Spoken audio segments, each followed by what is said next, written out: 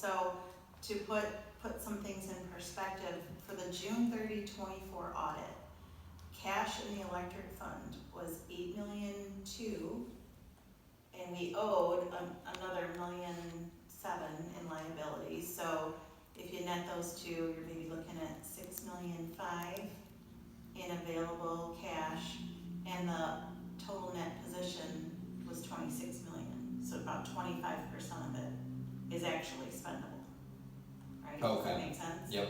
And then on the sewer side, the sewer had $1.3 million in cash. They owed $847,000 in current liabilities.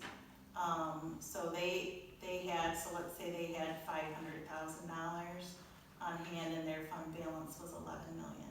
Okay. So it's very, it doesn't look as good as it does if you just look at the whole number, right?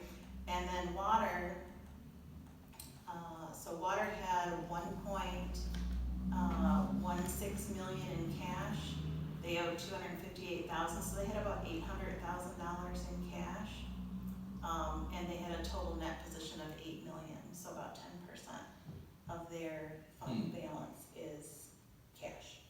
Okay. It says that water's projected to make $100,000 in interest on $800,000 in cash. So they had, so they had, they also have, so, yeah, let me get back to that. So they investments and cash? Well, no, so. Sorry.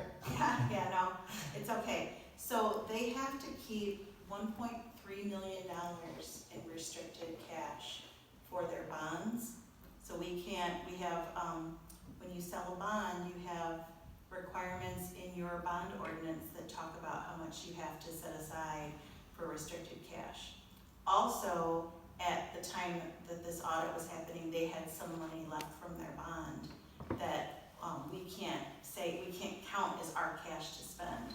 It's cash that was set aside from the bond, and we have to finish spending it on the capital that we promised we were going to spend it on.